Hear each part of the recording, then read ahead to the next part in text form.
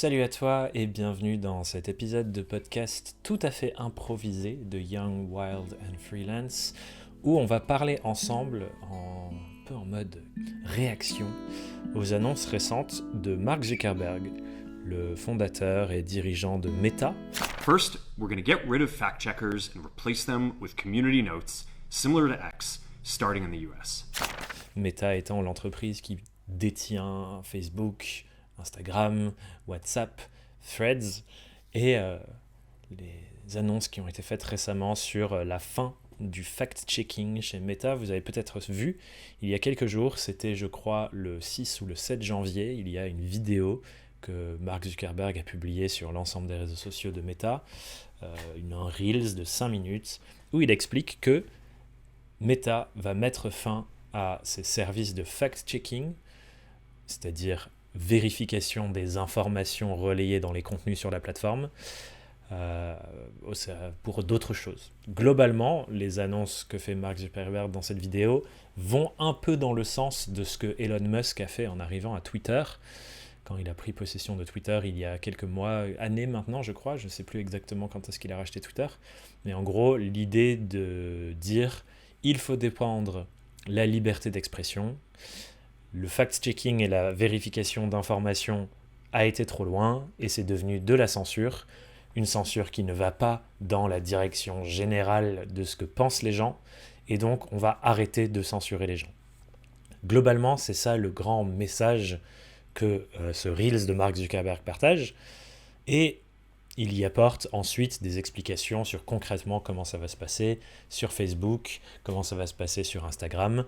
Et je vais vous donner les quelques infos ici, même si je vous invite à aller lire les articles plus complets qui ont été faits sur le sujet. Par exemple, sur France Info, ils ont tout documenté, donc vous pouvez aller lire ça là-bas pour avoir toutes les infos. Mais je vous donne quelques éléments ici. Donc globalement, la première chose à savoir, c'est que Meta employait auparavant, rémunérait auparavant, des acteurs dissociés de Meta qui ne travaillaient pas chez Meta. Donc c'était des médias, c'était des organisations dédiées à la vérification d'infos. Et donc c'était des prestataires de Meta qui étaient payés à l'extérieur de l'entreprise pour les aider à modérer les contenus, vérifier les infos qui étaient partagées, faire en sorte que certaines choses ne passent pas et certaines choses passent. Meta a aussi évidemment un algorithme qui bloque selon certains critères et certaines sources des informations en amont. Mais donc il y avait ces deux choses. Il y avait l'algorithme et il y avait la vérification par des personnes externes dont c'est le métier, dont c'est le job. Et il y avait une petite centaine, je crois que c'est 80 médias partout dans le monde qui étaient accrédités par Meta comme les vérificateurs, vérificatrices des informations. Et globalement, ce qu'il annonce donc, c'est l'algorithme va être vraiment moins drastique sur ce qu'il bloque et ce qu'il ne bloque pas. Les fact-checkers ne seront plus, donc il n'y aura plus d'accréditation média pour des médias qui sont responsables de trier les infos et de faire du fact-checking. Et la maigre équipe de modération qu'ils veulent conserver sera déplacée de la Californie, qui était l'endroit où c'était auparavant, au Texas. Et globalement, ce que ça veut dire, ce déplacement géographique, c'est qu'ils déplacent les équipes qui vont du coup changer. J'imagine il va y avoir du turnover, où c'est des gens qui vont être virés et des gens qui vont être embauchés. Ils déplacent cette équipe d'un des États les plus progressistes aux États-Unis vers un des États les plus conservateurs. Je rappelle que le Texas, c'est un des États où l'avortement a été interdit. Il n'y a pas si longtemps que ça aux US. Donc globalement, c'est un État où il est très conservateur. Ça montre un peu la direction aussi que cette annonce prend en termes de quel contenu est-ce qu'ils vont être moins supprimés qu'auparavant. Et globalement, la justification que donne Zuckerberg, c'est que c'était de la censure, que beaucoup de gens pensent ça, beaucoup d'utilisateurs chez eux pensent des choses, par exemple sur l'avortement, etc. Et que leur façon de faire actuellement censure ces personnes et qu'il faut arrêter de les censurer. Donc c'est un discours très proche de celui qu'a porté Elon Musk sur Twitter sur la liberté d'expression, nanani nanana. Et Zuckerberg, dans sa vidéo, critique les lois européennes. Il faut savoir qu'en Europe, on est protégé sur ces sujets-là. Ce n'est pas à Meta de choisir s'il arrête ou pas. Il y a des lois au niveau européen sur notamment la modération de contenu en ligne qui incite à la haine ou qui incite à la violence. Ce genre de choses, c'est régulé par l'État européen et donc Meta en Europe est obligé de respecter ces règles parce que c'est des règles européennes. Et donc c'est pour ça que les annonces dont Zuckerberg a parlé concernent Facebook, Instagram, WhatsApp, etc., enfin le groupe Meta aux États-Unis. A priori, ça ne nous concerne pas en France ou en Europe. En tout cas, la ministre responsable du numérique en France a déclenché un rendez-vous avec la responsable européenne de Meta dès les annonces de Zuckerberg pour vérifier ça. Et la responsable Europe de chez Meta a dit « Nous respecterons les règles européennes. Tout ce que Mark Zuckerberg a annoncé, ça ne concerne que le marché des États-Unis, ça ne concerne pas l'Europe. » Donc a priori, pour nous, il y aura peu de changements à court terme. Ce que les gens en Amérique risquent de voir du coup, c'est le remplacement du fact-checking par le même système qu'il y a sur Twitter, c'est le système des notes communautaires. Qu'est-ce que ça veut dire ? Ça veut dire en gros que ce n'est plus une équipe rémunérée par Meta qui va vérifier l'exactitude et la véracité des contenus qui sont partagés. Ça va être des utilisateurs, des utilisatrices pro bono qui vont mettre des notes sous les contenus pour dire ça c'est vrai, ça c'est pas vrai, voici la vraie source, patati patata. Et ensuite, d'autres utilisateurs pourront voter pour les notes communautaires les plus utiles à leur sens. Et c'est les notes avec le plus de votes qui font ressortir en haut et qui vont être les plus visibles. Donc ça veut dire que déjà, c'est des personnes qui ne seront pas rémunérées, qui le feront gratuitement sur leur propre temps parce qu'elles jugent que c'est important. Donc ça va passer plutôt vers des spectres militants. Et ce qui sera considéré comme utile et vrai comme amendement sera sujet au vote. Et donc, ça veut dire que, en fonction de qui voit la publication, qui vote et qui est encouragé à le faire, parce que tout le monde n'a pas la volonté d'aller surveiller tout le temps des contenus pour voter pour qu'est-ce qu'ils ont trouvé utile et pour amender qu'est-ce qui est vrai ou pas, et ben c'est ça qui sera la vérité admise sous le contenu. Donc globalement, ça veut dire que c'est des utilisateurs qui seront très politisés, très partisans, qui vont le faire, a priori, d'un côté ou de l'autre du spectre, et que donc, ce qui sera admis comme du fact-checking, ce sera fait uniquement par des personnes qui sont récompensées pour. Et là, on pourrait se dire, ok, bon, bah, c'est intéressant, ça permettra d'avoir un vrai débat d'idées, mais encore une fois, pas totalement. Un des éléments qu'il faut prendre en compte sur les réseaux sociaux, c'est l'algorithme, qui fait qu'on ne voit pas tous les contenus qui sont disponibles sur la plateforme, on voit les contenus que l'algorithme pense vont nous parler et nous plaire à nous, et qui rentrent dans notre petite bulle algorithmique. Ce qui veut dire qu'il y a beaucoup de contenus qui ne vont pas dans notre sens, qu'on ne verra pas, et donc sur lesquels on ne pourra pas faire d'amendement de notes communautaires en mode ceci est faux, voici les vraies sources, etc., parce qu'on ne les verra pas. Et donc, une des choses qui est critiquée aussi là-dessus, c'est que ces notes communautaires, il n'y a aucune recherche qui prouve que ça fonctionne du fait des algorithmes. Et en gros, ce à quoi on peut s'attendre, c'est un approfondissement encore plus rapide et intense de ce qui se passe déjà sur les réseaux sociaux, qui est de diviser les populations, parce que on ne voit pas la même réalité. Et comme les réseaux sociaux sont devenus quelque part une source d'information prioritaire et unique pour des millions de personnes, ça veut dire que du coup, il y a des millions de personnes qui ne voient pas le monde de la même façon du fait de leur bulle algorithmique. Donc, problématique encore plus poussée du fait de la non-vérification des contenus en amont. Donc ça, globalement, c'est les infos, quelques petites analyses de ce que j'ai compris en lisant des contenus là-dessus et de ma propre interprétation aussi, parce que c'est des sujets sur lesquels je m'informe beaucoup, en tout cas j'essaye, c'est pas parfait, mais voilà. Une autre analyse qu'on pourrait porter de ça, c'est de se demander mais pourquoi est-ce que Mark Zuckerberg fait ça ?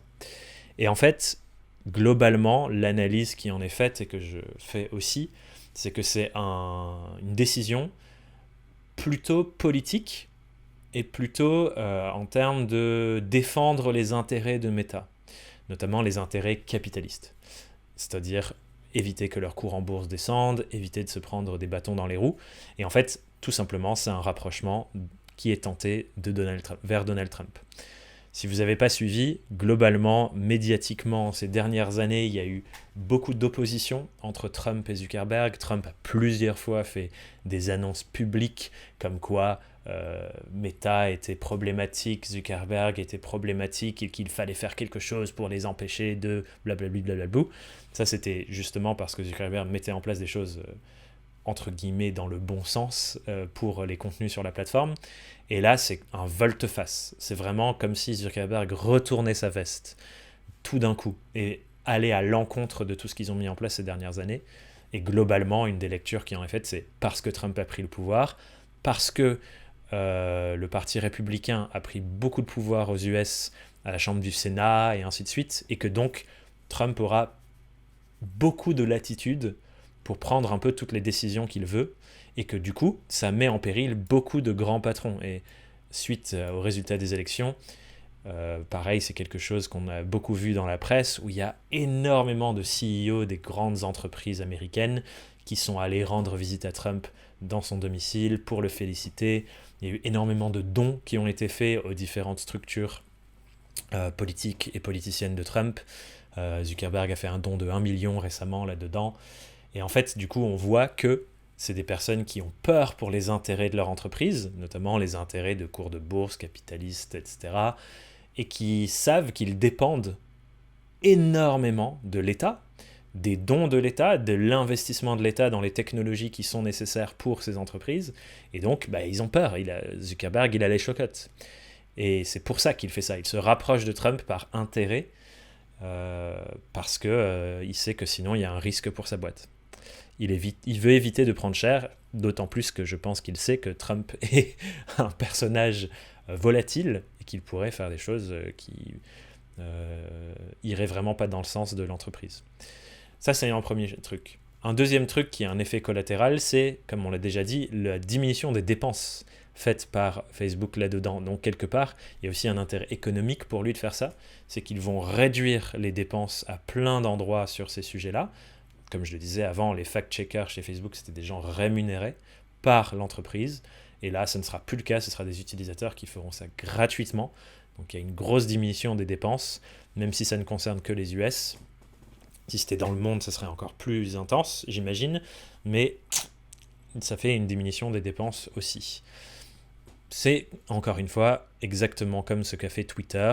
Il y a beaucoup d'entrepreneurs qui disent « Oh, regardez, Elon Musk, il a fait des choses incroyables en réduisant drastiquement le nombre de personnes chez Twitter et en conservant la pertinence de l'entreprise. » En fait, il a vraiment supprimé plein de rôles de modération, de gestion de la communauté, etc. en disant « C'est la communauté qui va gérer, c'est les utilisateurs qui vont gérer eux-mêmes. » Et ça, c'est une démarche qui correspond beaucoup aux démarches néolibérales de gouvernement et d'État, des États néolibéraux, qui est on arrête de prendre en charge au niveau de l'État, ici c'est au niveau de l'entreprise les choses, et on délègue la responsabilité aux citoyens ou aux utilisateurs de le faire gratuitement, sans les subventionner et sans les aider à le faire, en se racontant que ça permet de limiter les dépenses publiques, etc. Et c'est exactement la même démarche là au niveau de l'entreprise. Donc c'est un move similaire à ce qui a été fait par Twitter /X, et c'est dans, encore une fois, ce grand discours d'Elon Musk, qui est un discours globalement à l'extrême droite politique de défendre la liberté d'expression, on peut plus rien faire, on peut plus rien dire, blablabli, blablablou. Et donc sous couvert de ça, on fait passer des idées qui sont violentes, qui sont violentes envers les populations qui sont souvent défavorisées, qui sont très problématiques, misogynes, racistes, enfin voilà, il y a plein de choses qui passent sous couvert de liberté d'expression.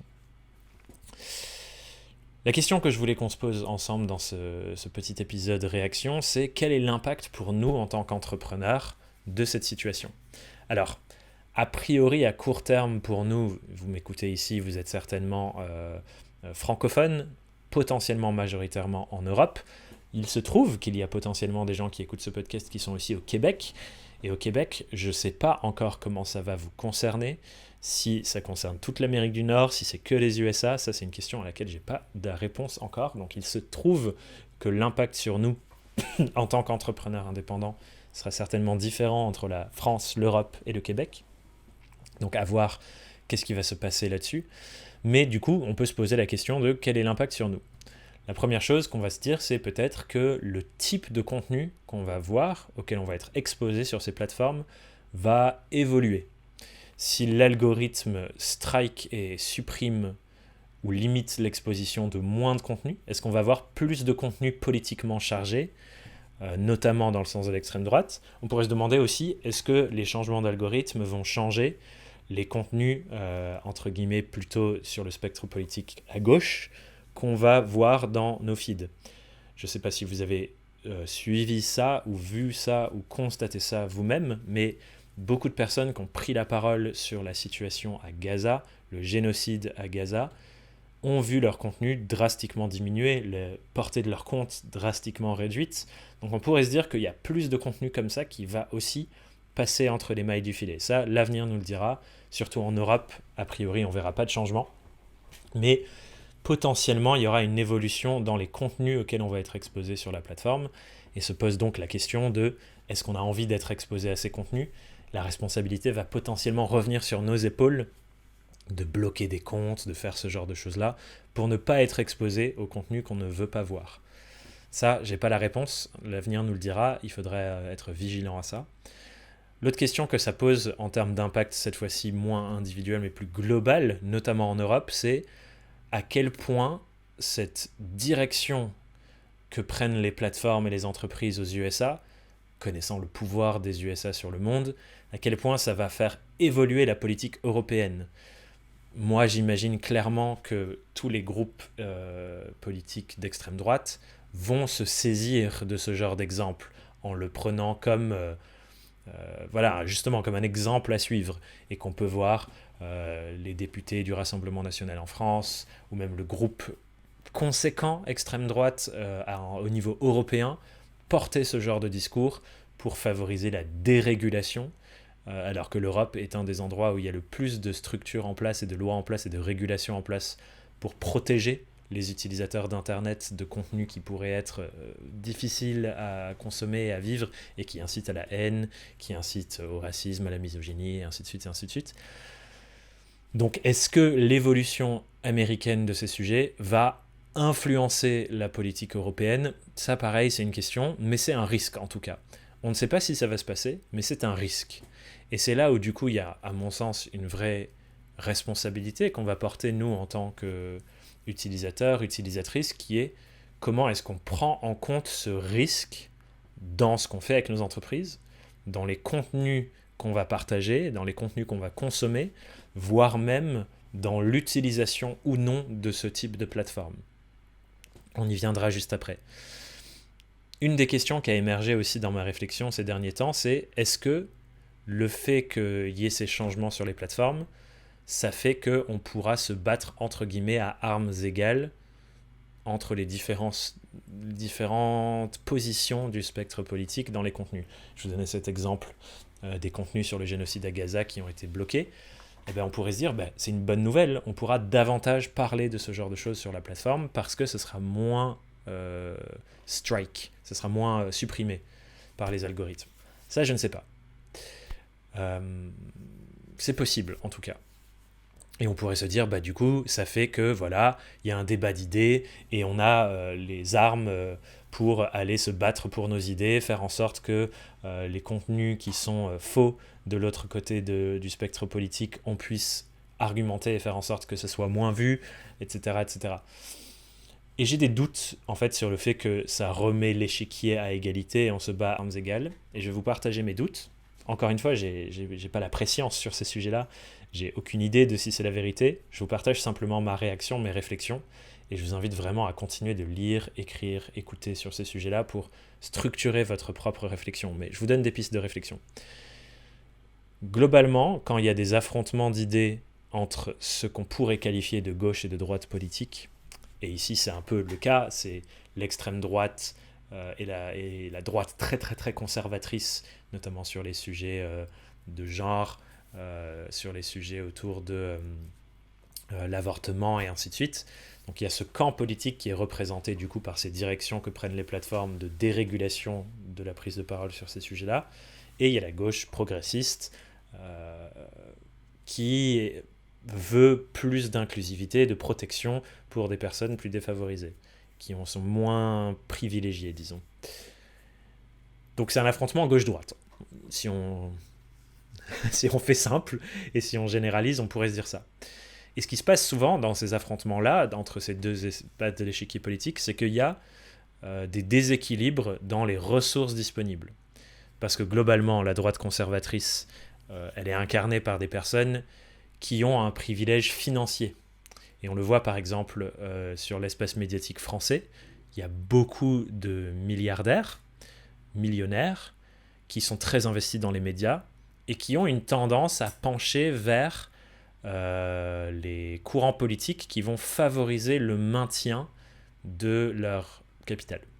C'est ce qu'on voit avec tout l'empire médiatique Bolloré, qui conçoit petit à petit sa façon d'opérer, les personnes qui sont placées dans des postes de responsabilité et de pouvoir pour être au service de la droite conservatrice et de l'extrême droite de plus en plus.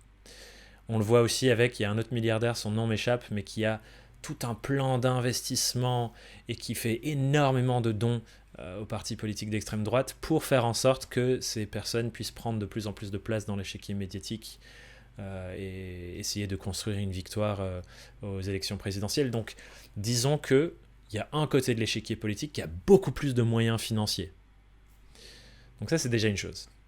L'autre chose aussi, c'est la différence du privilège de soins et de care nécessaires quand on est exposé au contenu de l'autre côté. Et si on fait un parallèle très simple entre les contenus typologie extrême droite qui pourraient du coup être plus florissants sur les plateformes suite à la dérégulation du fact-checking, c'est des contenus qui sont violents. C'est des contenus qui peuvent nous attaquer sur notre genre, qui peuvent nous attaquer sur notre orientation sexuelle, qui peuvent nous attaquer sur notre couleur de peau. Et ça, pour les personnes qui reçoivent ce genre de contenu ou qui le voient, ça peut être très violent et difficile à vivre quand on reçoit ça. Et ça montre à quel point, dans les mouvements engagés sur ces sujets, la dimension du soin et du care en anglais, elle est hyper importante parce que c'est des gens qui prennent beaucoup de violence au quotidien. Mais les contenus plutôt à gauche, entre guillemets, qui pourraient du coup avoir aussi plus de place sur les plateformes, c'est pas souvent des contenus qui attaquent l'autre camp. C'est pas des contenus qui sont violents envers l'autre camp. C'est au contraire des contenus qui prônent l'inclusivité, le respect, le soin, etc. Donc, disons qu'il y a un camp qui va prendre plus de charges violentes face au contenu qui existe, et l'autre camp, pas. Ce qui veut dire que le poids sur un des camps de care va augmenter, et il y aura plus besoin de soins, etc. Et donc quand il y a plus besoin de soins, il y a moins d'espace, moins d'énergie, moins de ressources pour aller, entre guillemets, se battre en termes d'idées sur ces plateformes. Donc, je ne suis pas convaincu que c'est à armes égales, et je ne suis pas convaincu qu'il y a véritablement une opportunité pour les contenus plus progressistes, plus soins, plus ouverts sur toutes ces questions de genre, de transition de genre, de nouvelle sexualité, bref, d'inclusivité pour tous ces sujets. Je ne suis pas convaincu que ce soit une opportunité, alors qu'on pourrait se dire que oui. Mais c'est un avis incomplet de ma part là-dessus, et je ne suis loin d'être un expert, je suis juste en train de réagir parce que je sais que beaucoup d'entre vous avez des questions, vous vous demandez quoi faire, comment je réagis à ça, est-ce que je quitte la plateforme ou pas. Donc j'essaie de vous donner des billes pour structurer votre pensée. Et on va conclure cette petite discussion ensemble avec justement un questionnement sur quoi faire. Je suis indépendant, je vois cette info, ça me fait peur pour le futur, je suis scandalisé de voir Instagram, Threads, etc. prendre une direction similaire à Twitter. Ce qui est fou là-dedans en plus, c'est que justement du fait de l'évolution de Twitter, Meta avait réagi en créant un concurrent. Il s'était dit, Twitter est en train de devenir un endroit vraiment difficile, complexe à être, avec beaucoup de violence de par ce qu'a mis en place Elon Musk. Ils ont créé un concurrent, Threads, pour être plus inclusif, prendre plus soin. Et il y a eu un passage énorme d'utilisateurs de Twitter à Threads justement pour cette raison. Et là, ils font la même chose. Ce qui est ça montre le volte-face. Et donc, c'est légitime pour les utilisateurs et utilisatrices que nous sommes de nous demander quoi faire de ça. Pour essayer de vous donner des pistes de réflexion de comment vous pourriez vous comporter, je vais faire appel à un modèle de pensée qui vient des luttes militantes, qui s'appelle le trépied du changement sociétal. C'est quelque chose dont je vais aussi parler dans mon livre au sujet de l'écologie. Et globalement, ce que ça dit, ce modèle, c'est que pour faire advenir un changement dans la société, on a besoin de 3 forces qui opèrent en même temps, côte à côte, et qui s'engagent ensemble. Et que du coup, ces 3 approches sont complémentaires, on a besoin des 3, et on a besoin de gens qui s'engagent du coup dans l'une ou l'autre, et c'est en s'engageant dans celle qui nous correspond le plus qu'on peut faire bouger les choses, et il faut trouver celle qui nous correspond le plus. Ces 3 axes du trépied du changement, 3 pieds, 3 axes, c'est lutter contre,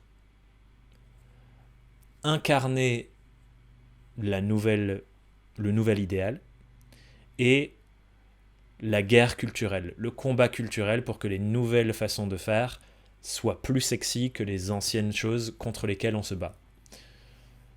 Sur cet exemple-là, du coup, à quoi ça pourrait ressembler ? Il y a certaines d'entre vous qui pourraient vous dire « Ok, j'en ai marre, j'ai envie de lutter contre cette façon de concevoir la diffusion médiatique et la diffusion des idées sur Internet. » Et vous pourriez vous dire donc « Ça y est, j'en ai marre, je me casse, je désinstalle Facebook, je quitte Facebook, j'enlève mon compte, j'enlève mon compte Instagram, c'est fini, je me désinscris. » Et ce serait quelque chose d'utile et de légitime. Le boycott a toujours eu un super rôle important dans les luttes sociales parce que ça envoie un message. C'est comme avec votre consommation. Si vous arrêtez de donner du pouvoir à une plateforme, à une entreprise, en arrêtant de lui donner de l'argent, ici dans le cas des réseaux sociaux, on ne leur donne pas forcément notre argent par notre usage, mais on leur donne nos données. On leur permet de faire de l'argent grâce à nos données en vendant de la publicité. Bref, on les nourrit, quoi. Et donc, vous pourriez vous dire, je veux arrêter de les nourrir et je veux partir. Quelque chose qui pourrait vous en empêcher, c'est que beaucoup d'entre nous, on dépend de ces plateformes sociales pour le développement de notre entreprise. Il y a beaucoup d'entre nous, c'est comme ça qu'on trouve nos clients, c'est comme ça qu'on diffuse nos idées, c'est comme ça qu'on est découvert et découverte. C'est un canal de découverte. Et du coup, peut-être que vous vous sentez bloqué en mode « mince, je ne peux pas quitter Instagram alors que j'aimerais le faire pour être aligné avec mes valeurs, mais je suis dépendant de ça comme outil de communication. » Et ça, je pense que c'est un réveil qui est important pour nous tous et toutes, c'est que nous sommes locataires seulement de ces plateformes. Notre profil Instagram ne nous appartient pas parce que, d'un jour à l'autre, comme on le voit ici, l'entreprise qui détient Instagram peut décider un changement de politique, un changement d'algorithme, un changement de conditions d'utilisation qui ne nous va pas. Et tout d'un coup, on perd tout. Vous perdez tous vos abonnés. Il n'y a aucune manière pour vous de récupérer votre liste d'abonnés depuis Instagram pour les emmener ailleurs. Ça ne vous appartient pas. Et donc si ce canal est le seul canal dont vous dépendez pour être en lien avec les personnes qui vous suivent et qui sont intéressées par votre travail, c'est un problème. Donc si cette annonce de la part de Zuckerberg ne fait que vous donner cette prise de conscience, quelque part c'est aussi une bonne chose pour votre boîte de vous poser cette question. Est-ce que je dépends d'Instagram ou de Facebook ou de Threads? Et comment je fais pour ne pas en dépendre? Une des premières pistes dont je parle vraiment régulièrement avec nos clientes, c'est créer une liste mail, une base mail. La base mail avec les mails de vos clients, de vos prospects, des gens qui sont intéressés par ce que vous proposez, elle vous appartient. Vous pouvez passer d'un outil mail à un autre, vous avez les adresses mail, vous pouvez envoyer ces emails. Donc ça, c'est une ressource précieuse pour toute boîte qu'il faut construire. Et même quand on est freelance, parce que si du jour au lendemain Instagram disparaît, vous n'avez plus ça. Donc ça, c'est une première chose. Peut-être vous avez envie de quitter, de boycotter, mais pour ce faire, il est possible que vous ayez besoin de sortir de la dépendance à ces plateformes-là. L'autre question, du coup, c'est potentiellement de diversifier vos canaux de découverte. Pour être moins dépendant d'Instagram, vous pouvez diversifier. Et c'est peut-être le moment de s'attaquer à un nouveau canal de communication. Ça peut être LinkedIn, ça peut être YouTube, ça peut être Pinterest. D'ailleurs, ce qui est intéressant, c'est que YouTube et Pinterest, donc YouTube c'est Google, mais l'entreprise Google détient YouTube, mais YouTube a réagi suite à l'annonce de Musk en disant « Nous, on s'engage à faire l'inverse, à rester une safe place pour tout le monde, pour que tout le monde se sente en sécurité pour créer. » Pinterest et YouTube ont fait cette annonce publique. Donc, c'est une manière, évidemment, de récupérer des personnes pour eux. Mais pour nous, en tant qu'utilisateurs, on peut se dire c'est plus aligné avec mes valeurs et ma vision du monde, et je vais donc aller diversifier par là. Donc c'est intéressant. Il y a souvent ce discours dans l'écosystème entrepreneurial de focus, une plateforme, je maîtrise un format et j'y vais à fond. Et c'est vrai que ça nous aide à être concentrés. Et en même temps, ça peut créer de la dépendance. Donc il faut trouver le juste milieu. Non-dépendance, qui peut vous inciter à avoir différentes approches, différentes plateformes en même temps. Mais moi, je vous incite vraiment à avoir quelque chose qui vous appartient à vous. Ça peut être votre site web avec un référencement naturel super bien travaillé. Et encore, c'est à mi-chemin. Une liste mail, c'est la meilleure chose à développer. Donc ça, c'est pour le lutter contre avec la stratégie potentielle du boycott. La deuxième chose, ça pourrait être décider de rester, mais incarner les nouvelles choses qui vous semblent plus importantes. C'est-à-dire, en se racontant qu'il y aura plus de contenu qui ne correspond pas à vos valeurs et donc qui vont plutôt vers la typologie extrême droite, incarner l'inverse. C'est-à-dire montrer qu'il est possible de bien s'épanouir dans une aventure entrepreneuriale et dans le monde dans lequel on habite, en étant plus inclusif et inclusive, en mettant l'écologie au cœur des choses, le féminisme au cœur des choses, la justice sociale au cœur des choses, c'est-à-dire parler de ces sujets davantage. Qu'est-ce que ça veut dire ? Ça veut dire donc politiser votre discours davantage, ne pas parler que des sujets plats de mon métier, ce que je fais pour mes clients, etc. Mais en fait se rendre compte que tout ce que vous dites et tout ce que vous incarnez avec votre boîte, quelque part, il est positionné dans le spectre politique. Pas forcément dans le spectre partisan, c'est-à-dire qu'il ne correspond pas forcément à un parti politique, mais il correspond à une certaine vision du monde et de comment nous organiser entre êtres humains et de ce qui est souhaitable comme organisation entre êtres humains. Et je sais que la plupart d'entre vous qui écoutez ce podcast, ce sont des choses qui sont proches de votre cœur, et si vous écoutez cet épisode depuis 30 minutes, je sais que c'est proche de votre cœur, ces sujets-là. Donc, il s'agit de les incarner davantage. Ça ne veut pas dire devenir une experte de la création médiatique pour que d'autres personnes adhèrent à ça, mais ça veut dire le raconter davantage. Comment, dans votre quotidien, votre vie, votre entreprise, vous incarnez ces choses qui vous semblent importantes.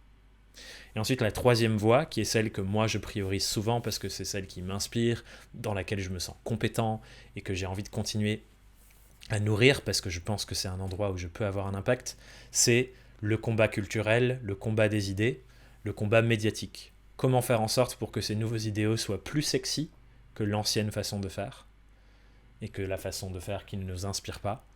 Et donc, ça, c'est ce que j'essaye de faire avec ce podcast, avec des épisodes comme ça, en valorisant des personnes comme vous qui incarnez ces choses déjà dans votre quotidien. J'essaye d'en parler, de vous mettre en avant, de faire des belles interviews, de communiquer sur tout ça et de faire en sorte que ce soit plus sexy, que ça donne envie d'y aller.